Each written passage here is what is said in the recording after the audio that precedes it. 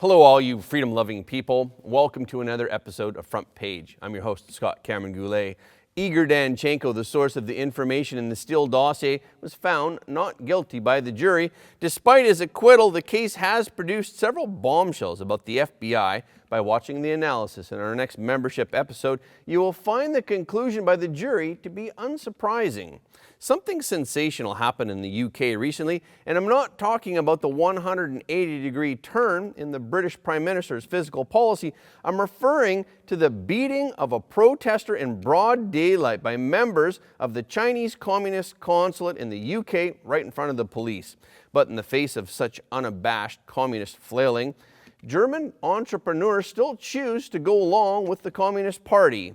China, as the world's factory, is contracted to make almost all of the sportswear, regardless of the brand. Now these well-known brands have been found to contain excessive amounts of harmful chemicals in their clothing fabrics. Okay, let's get into it. After about 10 hours of deliberations, a federal judge on Tuesday acquitted Igor Danchenko of 4 counts of lying to the government. Danchenko was the primary source of the dossier that was compiled by former British spy Christopher Steele. Special counsel John Durham indicted Danchenko last November on 5 counts of lying to FBI agents. During an interview about the dossier, a judge later dismissed one of the counts involving Danchenko's claim that he had not spoken with longtime Clinton associate Charles Dolan about any of the information included in the dossier. The other 4 counts related to pro-Trump businessman Sergey Millian. Danchenko said he had spoken with Millian by phone in July of 2016 and that he planned to meet him in New York, but in fact he had not met him or spoken to him. By his own admission, Danchenko was responsible for 80% of the original intelligence in the file and half of the collateral analysis, but his defense attorney successfully produced proof that Danchenko did fabricate the intelligence and that he did not mislead the FBI. The information that his attorney produced is discussed in detail on our members program. Despite Danchenko's acquittal, the case has produced several bombshells about the FBI's handling of its investigation into President Trump's 2016 campaign. Nor should it have been the goal of Team Durham to put a minion like Danchenko behind bars and let the real criminals go. Court documents filed by Durham also indicate that the FBI employed Danchenko as a paid confidential source for more than 3.5 years. In court testimony last week, Danchenko's FBI supervisor revealed that Danchenko was paid more than $200,000 for his informant work, including up to $3,000 for conducting a single meeting. When the FBI revoked Danchenko's informant status in October of 2020, Danchenko's FBI supervisor asked for a farewell payment of $346,000 for Danchenko. That request was denied. Why the FBI hired Danchenko and why it later fired him is also analyzed in our members program. On Sunday, October 16th, the pro-democracy group Front for the Defense of Hong Kong People peacefully protested outside the Chinese Consulate General in Manchester, UK. Their protest item included a banner reading, "Heaven will destroy the CCP." They also had a sarcastic portrait of the CCP leader, Xi Jinping. Suddenly, several masked men came out of the consulate. They vandalized the banner and they removed the portrait. BBC footage showed a white-haired man wearing a mask, glasses, and a hat, kicking and tearing at the banner. Another Hong Kong protester was dragged through the gate into the consulate, where he was beaten by a group of masked men. British police entered the embassy grounds at one point in order to help the protester. According to Radio Free Asia, the white-haired man who vandalized the banner was Zheng Xinghua. He is the Chinese Consulate General in Manchester. Jennifer Jing, a YouTuber, also tweeted a photo of consul personnel ganging up on a protester, identifying the name and title of each diplomat involved in the beating. They are a consul general, a deputy consul general, a consul, and a counselor. The man who was assaulted is named Bob. Bob said that he was punched and kicked after he was dragged into the consulate before being rescued by British police and other protesters.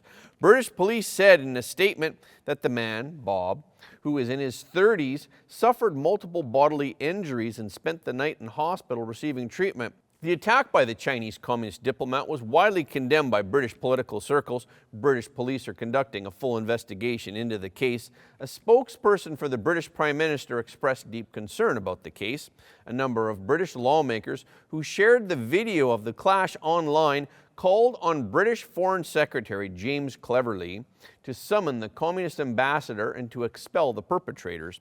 Former Conservative leader and MP Ian Duncan Smith tweeted and asked Home Secretary Suella Braverman to urgently investigate this matter. He said the UK government must demand a full apology from the Chinese ambassador to the UK and demand those responsible are sent home to China. Nathan Law, who is a former Hong Kong lawmaker and a pro-democracy figure who fled to the UK in 2020, tweeted, "If the consulate staff responsible are not held accountable, Hong Kongers would live in fear of being kidnapped and persecuted."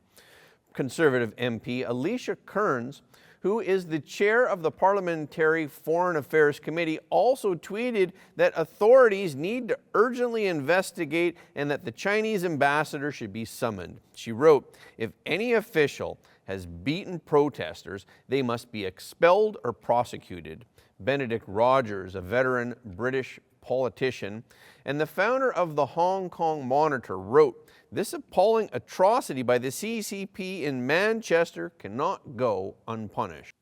On Tuesday, British Foreign Minister Jesse Norman said that he had summoned the Chinese consulate in London for an explanation. Even with such a bad Chinese government, German companies, large and small, insist on maintaining ties with the CCP. And this is because of their economic interests. Germany's economy ministry last month planned to push through a series of new policies that would require all companies to be vetted for investment in China. However, that sparked a backlash from the German business community. Contrary to the government's opinion, some leading German companies are increasing their investment in China. So the plan to subject investment in China to scrutiny was immediately shelved.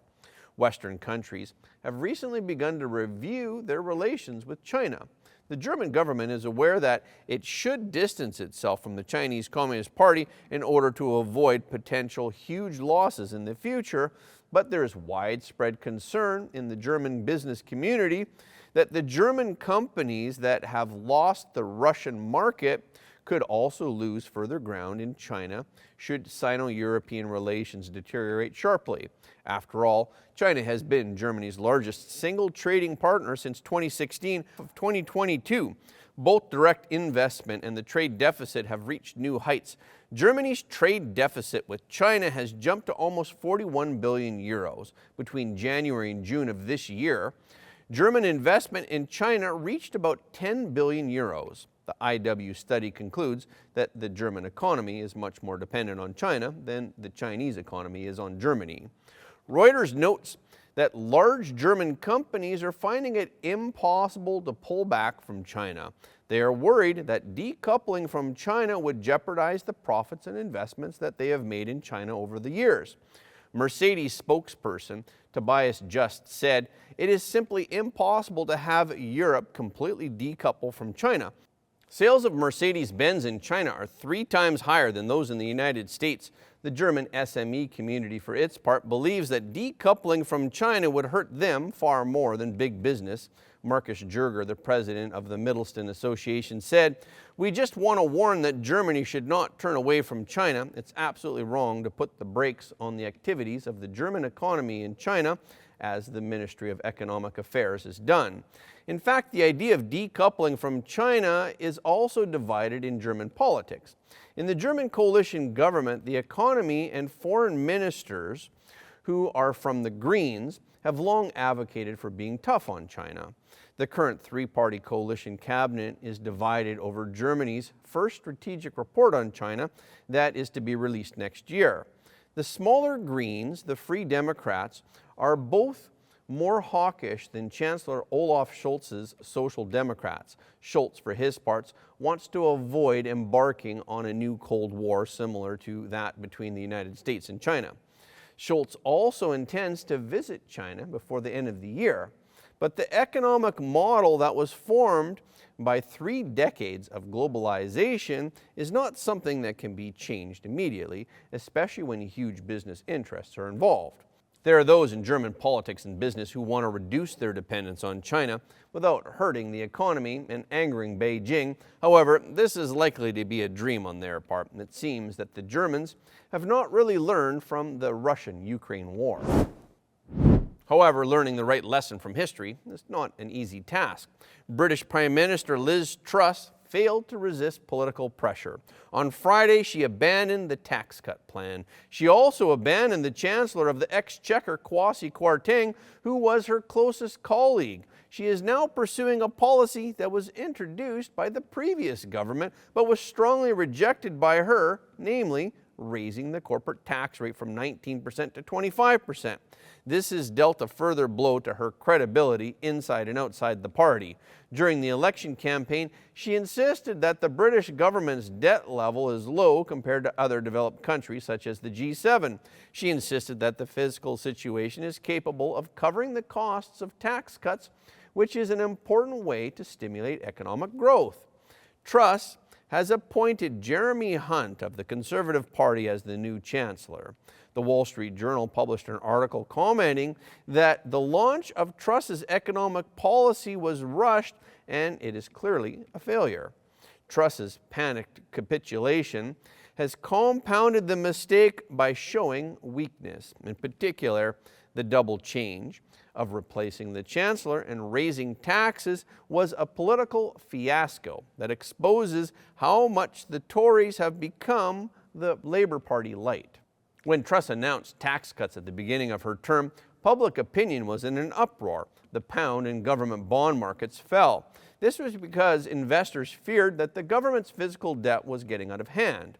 The conventional wisdom is that it was Truss's policies that caused the panic, but the Wall Street Journal believes that the real culprit of the market chaos was the Bank of England Governor Andrew Bailey rather than Truss's actual tax cut plan. The article says that the £2 billion of additional borrowing implied by the personal tax rate cut that so shocked markets isn't the stuff of which a panic is made. Nor has anyone explained why markets were terrified of a few tens of billions of pounds of tax cuts. The market shouldn't be alarmed by Ms. Truss's £60 billion over 6 months in energy subsidies, which no big government Tory has challenged. The article suggests that the tax cut announcement may have had some impact on the markets, but as interest rates rise, this disruption will start sooner or later.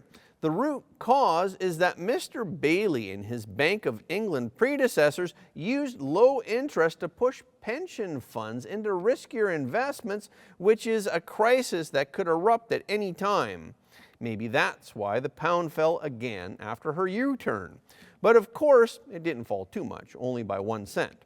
Hunt, the new Chancellor, said on Saturday, October 15th, that Britain must raise some taxes and cut public spending to restore market confidence in the British economy. Hunt also said that his economic policies would be very different from those of the Prime Minister and his predecessor.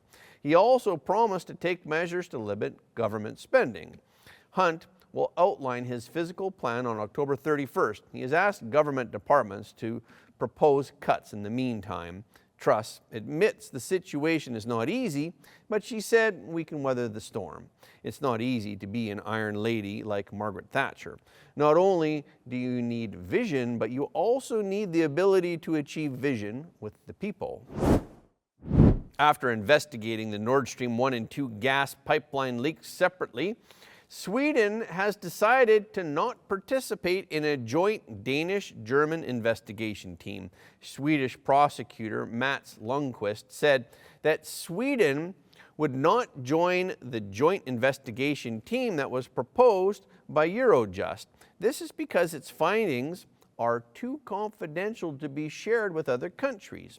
Joining the joint investigation team would mean that Sweden would have to share information that it already has about the investigation itself. Lundqvist told Reuters that the information, which is subject to secrecy regulations, is directly related to national security. This comes after the Swedish Security Service announced on October 6 that according to its preliminary investigation, the Nord Stream pipeline leak may have been caused by severe sabotage, and that the cause of the leak was likely a detonated bomb. A spokesperson for the German Interior Ministry told the media on Friday that the German Federal Police had completed its investigation into the alleged sabotage of the pipeline. However, quick results cannot be expected. The Swedish newspaper Expressen reported on Tuesday that at least a 50-meter section of the Nord Stream 1 pipeline was missing after it ruptured. The media outlet released a video taken by Norwegian company Blue Eye Robotics using a submersible drone 80 meters below the surface, showing a huge crack in the Nord Stream 1 pipeline. The head of Russia's Foreign Intelligence Service told TASS on Friday that they have intelligence data on the sabotage of the two pipelines. However, they did not elaborate on that. Finland noted last week that only state actors could be capable of acts on such a scale, but the exact country that carried out the sabotage is still a mystery.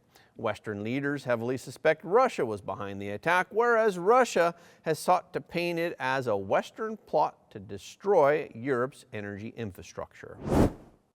A recent legal notice that was issued by the California-based Center for Environmental Health, the CEH, states that sports bras and sweatshirts produced by some of the world's leading sports brands have been found to contain dangerous levels of the estrogen-mimicking chemical bisphenol A, which is commonly known as BPA. This is posing a considerable risk to people's health. Many of the brands with which these problems have arisen are familiar. They include the sports bras from Athleta, Pink, Asics, The North Face, Brooks, All in Motion, Nike, and Fila. All of these have exceeded BPA standards. The North Face, Brooks, Mizuno, Athleta, New Balance, and Reebok's lines of sportswear shirts have BPA that exceed the standard also. BPA in individual brands is 22 times the safe limit allowed by California law. BPA can disrupt endocrine secretion and can affect the development and health of young children. For adults, high levels of the chemical can cause heart problems, and experts have linked BPA to obesity, diabetes, ADHD, and other diseases. The agency's investigation found BPA in polyester-based clothing containing spandex, including socks made for babies. In a press release, Dr. Jimena Diaz-Levy, the scientific director at the CEH, said even low levels of exposure during pregnancy have been linked to a variety of health problems in offspring. The resulting developmental abnormalities can increase the likelihood of breast or ovarian cancer later in life. The CEH has called for the athletic clothing brands to reformulate their offerings without the BPA. They have given them 60 days to remedy the violation before the agency files a complaint. Okay, that's our episode for today. Thank you so much for tuning in. Again, if you like what you heard today, please don't forget to like this video and share it with your friends and family, because everybody deserves to know the truth. Again, thank you for watching Front Page, and we will see you next time.